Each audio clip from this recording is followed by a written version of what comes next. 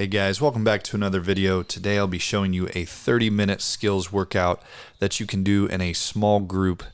A lot of you saw the 45-minute skill workout video, so if you haven't looked at that, it is on the channel. Go check that one out. This one's a little bit different and adding some different things, some dribbling, some scoring, some shooting. Then we also add some really good conditioning and some competitive drills at the end.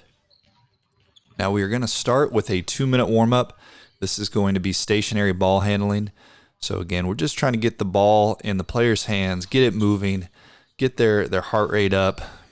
So this is just something to get them warmed up. There's nothing better than starting that workout, doing some figure 8 dribbling, some pound dribbling. You'll see here we'll do some stationary stuff around the waist, around the right leg, around the left leg. And again, this is to just increase that heart rate, get them warmed up, get them started. So again, just a solid little 2-minute ball handling to get them started.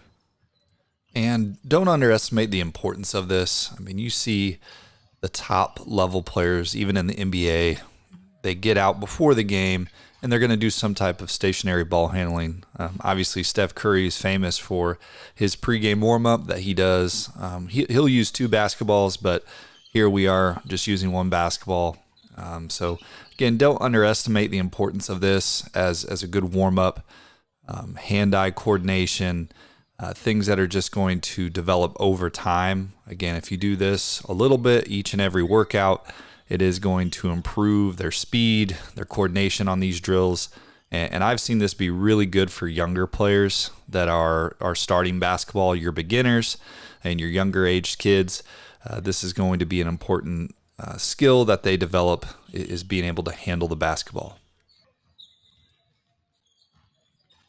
Now this next drill is one of my new favorites. Again, I can't remember who I saw this from, but I did see this online.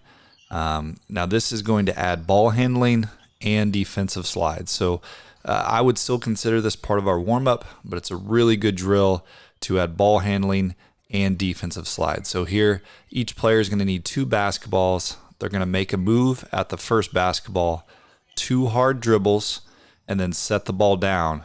Then they will defensive slide back and pick up the second ball. So here you see, again, set the ball down, a good defensive slide, and then another move at the basketball. Now we are starting with crossover dribbles, and then if they have a partner or they have more people in the group, you would have them on the other end of the court for this drill. So as soon as they're done and they set that down, the next player can go. And again, we're starting with crossovers. So again, 2 hard dribbles, and then make a crossover at that basketball.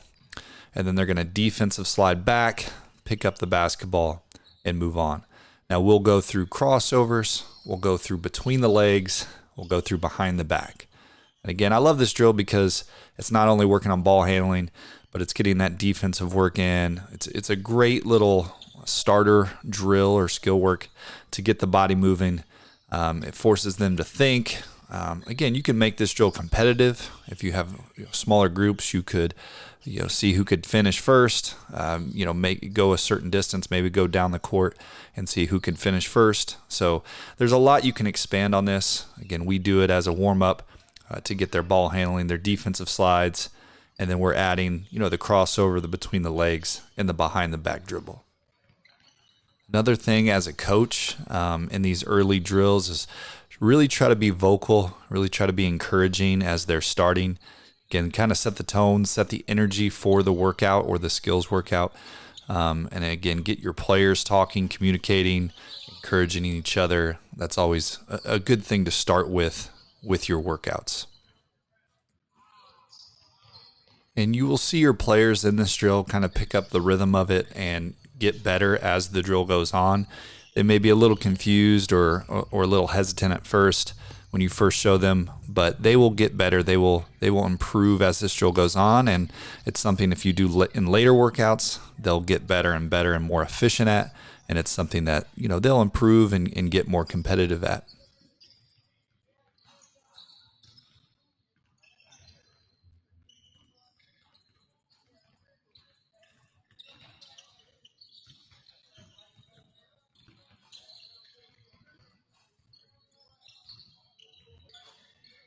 Now, one skill that I see a lot of young players struggle with is the ability to finish layups with both hands. So this is a mic drill that we do at the beginning of our workouts that are really going to force the players to use both hands. So we are going to use 2 basketballs. Now, the rules of this is they have to shoot and catch with the same hand. So as they go up with their right hand, they need to shoot and catch with the same hand. Same thing on the left side. So this forces them to use both hands and to focus as they're going through their shots. Now, here in a little bit, you'll see we make them, they make 20 of each layup. So these are your standard Micans. And then we will go reverse Micans, which is just kind of your reverse layup underneath the basket. But the same thing, holding 2 basketballs and going through their layups, being able to finish with both hands. And like I said earlier, this is a great drill to make young players do. So when your players are just developing or just starting, this is a drill that's going to force them to use both hands. Often I see younger kids really struggle to use their off hand. So as you know, most players are right-handed. They're going to struggle at a young age to make left-handed layups. So this is a drill that's going to force them to use their left hand or use their offhand if they're left-handed to make layups. And again, the repetition of it and the rhythm of it is something that I think is efficient. It's quick. As you see here, we're going with our reverse Micans. So now we're facing underneath the rim, but same thing. They have to shoot and catch with the same hand. And it's again a change of their perspective or their eyes, and it gets the challenge of now finishing underneath the rim as you would maybe on a reverse layup.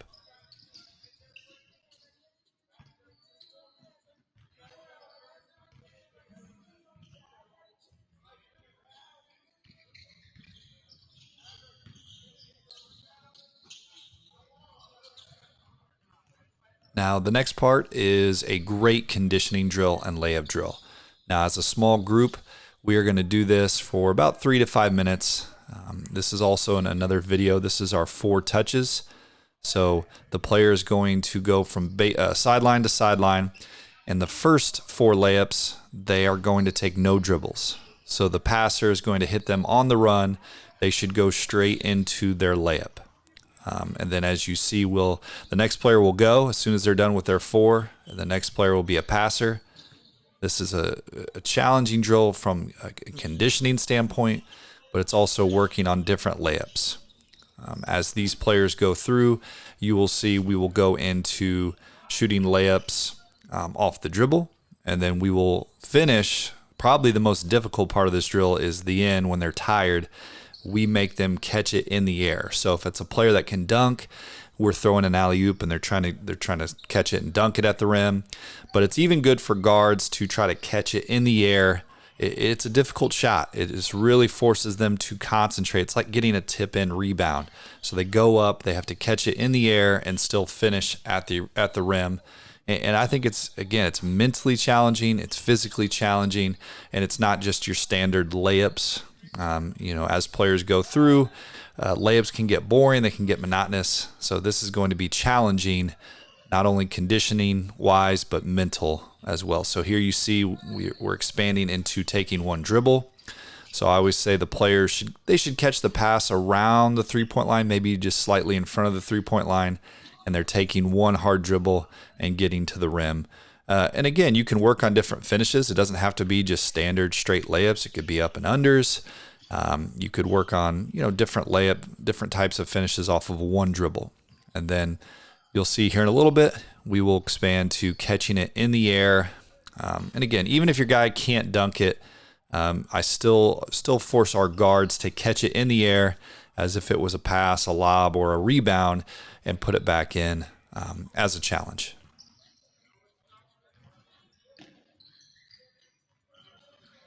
And then as we get into the last 4 touches, that's going to be your lobs. And the last kind of adage to this is that I like that it forces players to work on their passing. It forces them to work on their touch a little bit. Because again, if you put it too high, if you put it too low, the player's going to struggle to finish. So It is a little minor detail to work with your guards or your passers on. Hey, if you're going to throw a lob or if you're going to throw it to a guy up at the rim, where do you play it? Where do you place it? And then again, knowing how high guys can get. Some guys can go up and dunk it, some guys can't. So you can't throw it as high for those certain players. And being able to work on that type, those different types of passes and different, elements of having a little bit of touch and finesse in basketball. So I think it's a little detail. Again, you're not going to do it a whole lot. But as you see here, we're trying to challenge these guys to finish in the air. So they're already tired, and now they got to jump. They got to concentrate. They got to finish, and it's difficult. It's a good little thing to start with early in the workout to really challenge your players.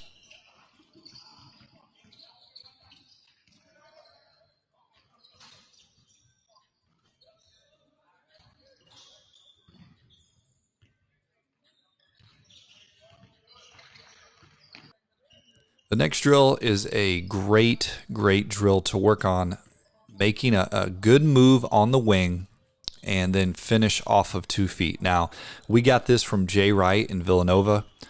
He does this a lot with his players, especially his wings and his guards. He works on catching good, hard, exaggerated rips on the wing, trying to get a defender to react, and then good, hard rips into the middle of the lane. We try to get to the volleyball line area, and the key to this is the end, is getting to 2 feet as you go into your shot. So we will really work and exaggerate on getting into the paint, getting to 2 feet, and still rising up for a jump shot or a floater. Usually we tell our players we want it to still be a jump shot here in this drill, but it's a great way to exaggerate playing off 2 feet. And if you watch Villanova play, or how Jay Wright used to coach Villanova as they were, making their championship runs, they were incredible at catching good hard ball fakes, good hard rips, and then all their players were really good at playing off of 2 feet in the paint. And playing off of 2 feet gives you some really good advantages. You're more under control. You're able to score. You're stronger. And if you ever go watch film, I really encourage young coaches, or even older coaches, go watch NCAA games. There's a lot of YouTube channels. You can go watch full games of Villanova play, during the 2000s when Jay Wright was their coach. And you will see a lot of their players are incredible at these small details, catching good hard rips, good ball fakes, but they all do a great job of playing off of 2 feet and scoring in the paint. And again, at the end of the day, if you don't have a shot and you're playing off of 2 feet, you can kick it back out. You can keep playing, or you can maybe get into a shot fake and draw a foul. There's a lot of benefits to playing off of 2 feet, especially when you get in the paint. So this is something that we really focus on and we want to work on in our individual workouts, is making it a habit, making it a disciplined habit that we do, so that when they get into a game or a game-like situation, it's just kind of second nature to them. It's something we've drilled, it's something we've preached, we've promoted, and it helps us as a coach. If a player doesn't do it, hey, play off of 2 feet. This is what we practice. This is what we work on. Another thing, and I always encourage in your workouts, is to make them competitive. So if you're doing any type of shooting drill, go to a certain number. For us, we might go to, first of 5 makes or first of 3 makes, whatever it is. It depends on how large or small your group is, but try to make things competitive. If you just do the drill just for the sake of doing the drill and just for the reps, it's, you can still get something out of it, but it's not going to be as beneficial if you truly make it competitive. Hey, first to 5 makes. So then they really have to focus, and they're really competing against each other. That's another added benefit of these workouts, is getting your guys to compete against each other and see who's improving, see who's really, got that competitive edge to them. So we always go to a certain number of makes when we're doing any type of shooting drill.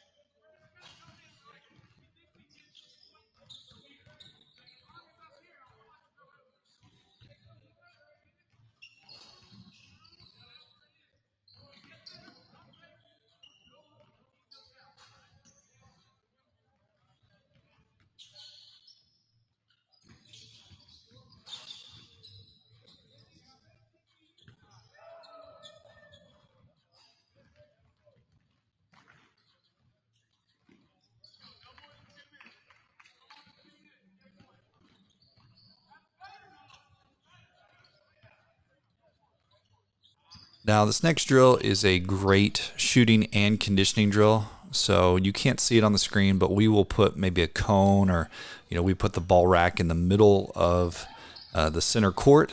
And after every shot, whether it's a make or miss, the player has to run and touch that, that cone or that thing in the middle.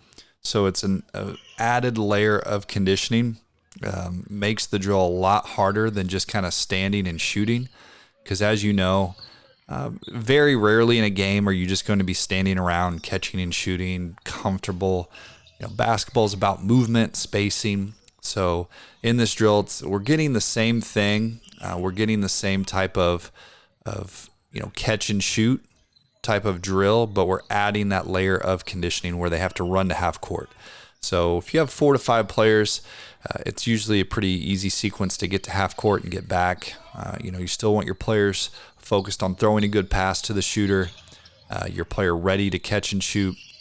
But again, we'll go to a certain amount of makes. I think here we're going to 5 makes from 5 spots. But again, as they get going, they get tired. It adds that layer of conditioning, that mental focus, and again, seeing who can put together, sequences of makes as a group. So this is a good drill to just change up your shooting a little bit. I think a lot of coaches, and I'm guilty of it, is you get used to just going, hey, make 5 from 5 spots. And it's just kind of standing around, catch and shoot. It's comfortable, and it's a little too easy and probably not very game-like. So I like this because the players are constantly moving. They start to get fatigued. They have to focus. It makes it just a little bit more challenging and game-like. So anytime you can take a simple drill and make it more challenging, more game-like, that's going to be an added benefit to your workouts.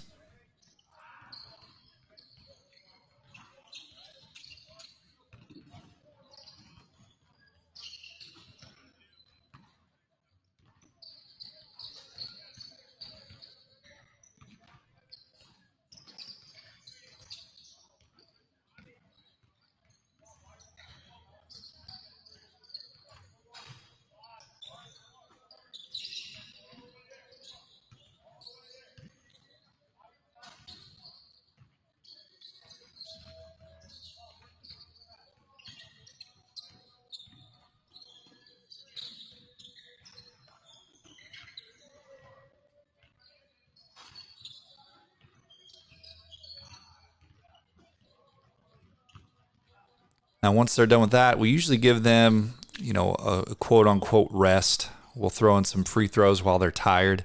So again, this is a good challenge. While they're fatigued, get to the free throw line. We'll often say, if there's 4 players shooting, they have to make a certain amount, maybe 7 out of 8, depending on how many players you have. But it's just a good little challenge while they're tired. And then we will go straight into another shooting drill where we were just shooting 15-footers. Now we're going to do catch and shoot from 3, where, again, they still have to sprint and touch that middle cone or that middle rack and get back to their spot. But now we'll go 3 makes from 5 spots. But again, still adding that challenge of the fatigue, the conditioning, and the movement while they're shooting. Again, taking a simple drill and making it a little more challenging. I've often, I've seen other coaches do, changes in this drill like 3 in a row. Instead of making 3 or 5 total, you make 3 in a row, and I think that's even more challenging and puts a little bit of pressure on the players to make shots. I like doing that because, again, it's a good way to simulate pressure. That's one of the hard things you're looking for in practice. In drills is simulating pressure, or the pressure of a game, being able to make a shot when a player's running at you, or you're tired, or it's the 4th quarter. That's always hard to simulate in a practice or a drill setting. So that's something that you can do in this drill is to go, hey, you have to make 3 in a row before you move to the next spot. So again, always try to figure out ways to add challenges to your shooting, and that's going to make your drills that much better.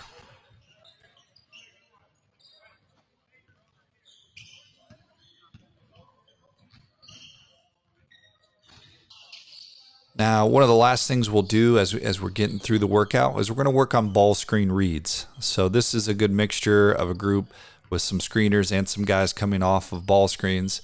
So we'll go through several different reads. The first one, again, is just a pick and roll. So this is all, we're hitting the roll on all these. But again, you can add, if you have more coaches or more players, you can add, the guard coming off to score. But here, we're just working on the passer making the read every single time. So here again, the guard is going to come off. The first one is just pick and roll.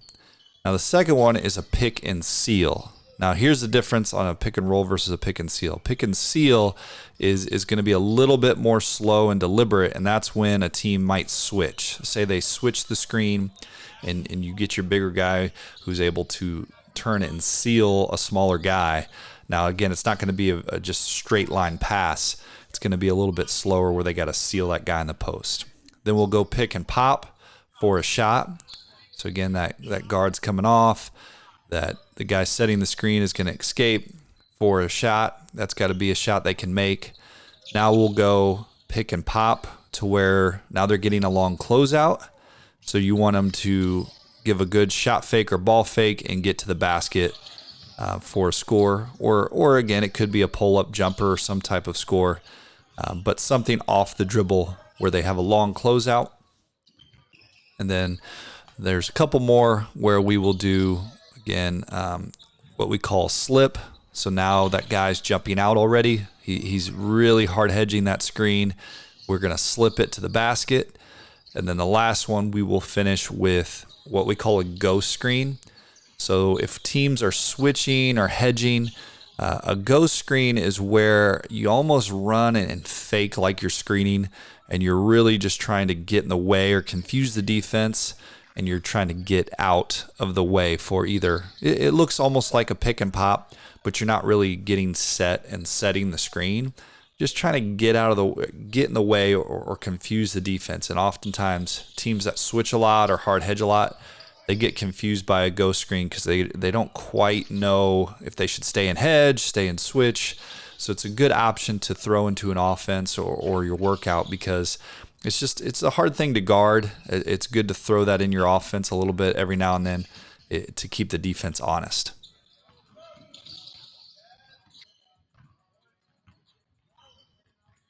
Now, as they're tired, and again, we've been doing this workout, we'll do some catch and shoot where they're shooting for 2 minutes. We'll go from the top of the key, and we're going to see how many shots they can make in 2 minutes.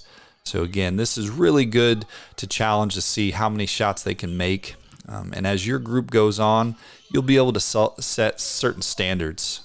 We often say usually about 30 makes is our target for a good shooting group, but it's going to depend on your level. If you're working with third graders or younger kids, maybe 10-year-olds, you're probably not going to be able to make 30 in 2 minutes. You might be able to, but again, they're a little bit slower. They're a little bit, probably going to shoot a little bit less percentage. Now, if you're working with your high school to college level kids, I've seen groups go in the 35 to 40 range, really, really, high level shooters.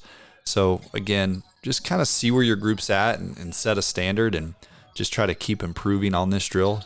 But again, make sure they're hustling after their ball. It gives you a time limit so that there is a little bit of added pressure. They have to make a certain amount in a certain amount of time. Again, they should be tired at this point in their drill. So it's another way to focus on shooting while you're fatigued and while you're tired.